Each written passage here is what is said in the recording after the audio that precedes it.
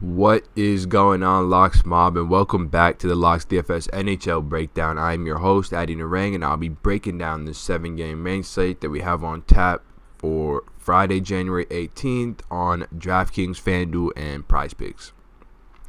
Before I do that, let me just show you guys my Twitter real quick. If you do want to follow me, you can do so right here at ReallyAddy. It's where I always tweet out the links to my videos, where I tweet out the transparency as to how we're doing, etc., etc.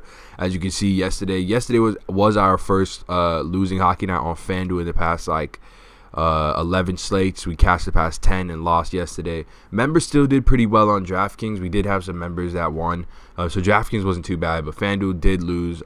Just came out of double ups, just barely outside of double ups. But I mean, it's hard to cash when you get a -8 from your goalie. We did it 2 nights ago or last night with Curtis McElhinney, but couldn't do it with Alex Stalock despite him being big chalk. But I mean, that's just goalie sometimes, you know. I hope DraftKings and FanDuel in the future removes the goalie position. It's just way too high variance, and there's too much of your salary that's locked up into it for how high variance of a position it is. I mean, like, Minnesota is the best team in the league, expected goals against per 60 wise, and their goalie last night, Alex Stalock, who isn't the best goalie, he still gave up 3 goals and on 5 shots. You know, there's not much you can do when something like that happens. So, but with that being said, you know, we're moving on to tonight. It's a forward-thinking breakdown, I guess, if you will. And I really like this slate. I think there's a lot of offensive upside to be had, a lot of really sneaky plays, a lot of good value.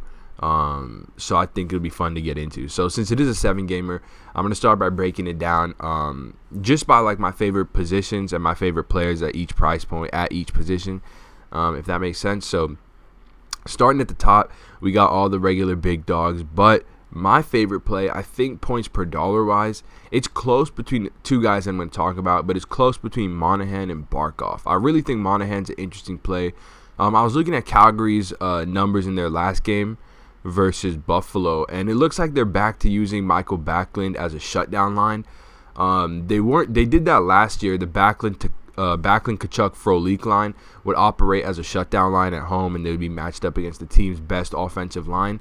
And versus Buffalo, that was versus Jack Eichel, and I think they were matched up against him close to 68% of the time, which makes sense because Frolik is a good defensive winger to have. So when they moved him back onto the Backlund line, it makes sense that they would want to use him in a shutdown role. So I do expect the Backlund line to get some action versus the Larkin line, which obviously isn't the best defensive line, but they're still they're still the line that you don't want to be matched up on. But with that being said, I think that leaves Monahan, Gaudreau, and Elias Lindholm on the depth of Detroit. So I think they'll really be able to have a big game versus those guys. Bottom 10 in the league and expected goals against per 60.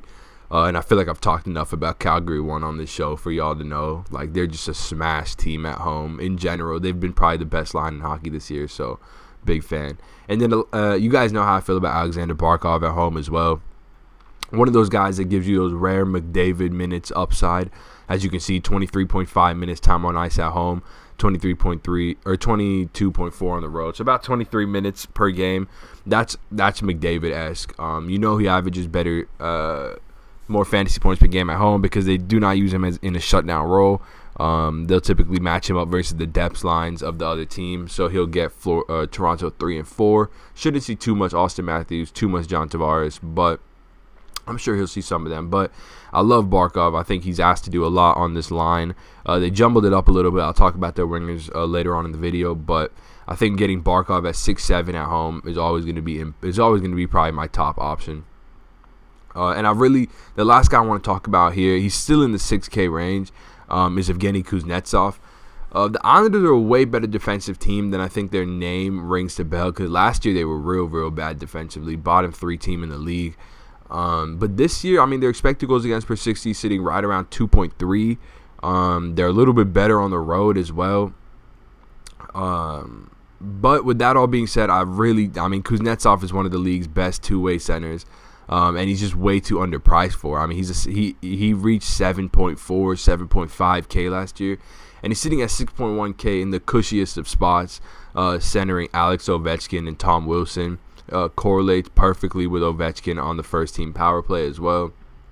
So I think If you don't have Ovechkin, maybe you pay up for like a Johnny Gaudreau or pay up for some defenseman. I think getting Ovechkin exposure through Kuznetsov is a really smart way to go about things as well. So those are the three guys I'm really high on right now.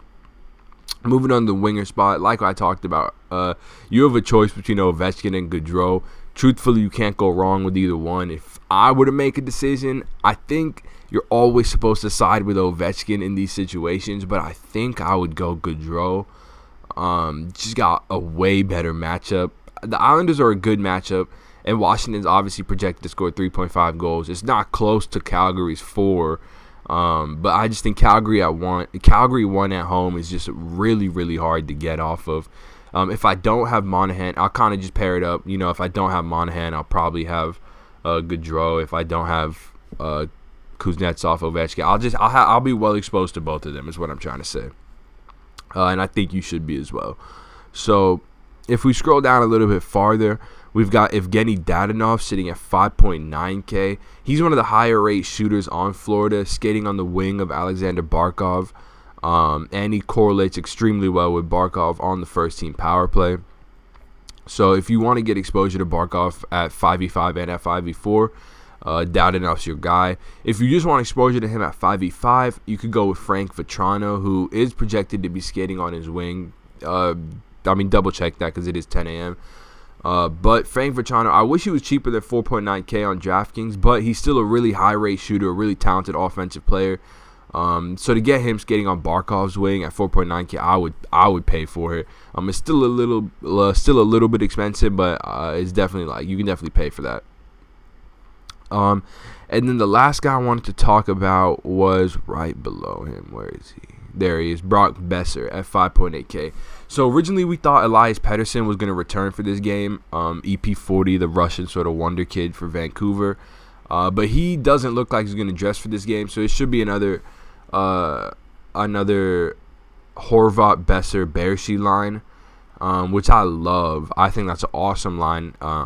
Offensive upside is ripe with this line with Bershi and Besser. Bershi, an incredible assist man who can shoot the puck a little bit, but just a way better passer. Besser's got a lethal shot, and Horvat kind of does everything. So really like this line. Really like this price on Besser at 5.8K. Buffalo, the third worst team in the league, expected goals against per 60 wise on the road, as you can see via this filter right here.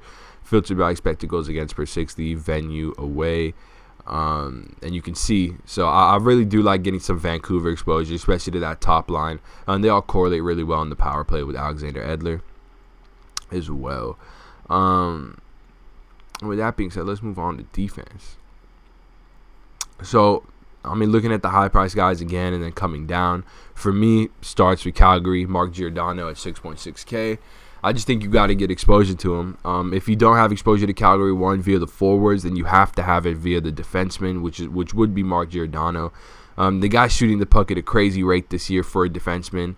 And he's just stepping into the greatest matchup you could ask for versus Detroit. As I talked about, a bottom 10 team and expected goals against per 60. That goes up a little bit as well on the road. And Giordano is just as safe as you're going to get in minutes, as safe as you're going to get with shot on goal, block shot upside. So I'm a big fan. If we scroll down a little bit farther, though, another guy I'm really interested in is Aaron Ekblad right here at 4.5K. Now, this is a guy, if you want 5v4 correlation, you can pair him up with Frank Vatrano at 4.9K because both of them are on the second team power play.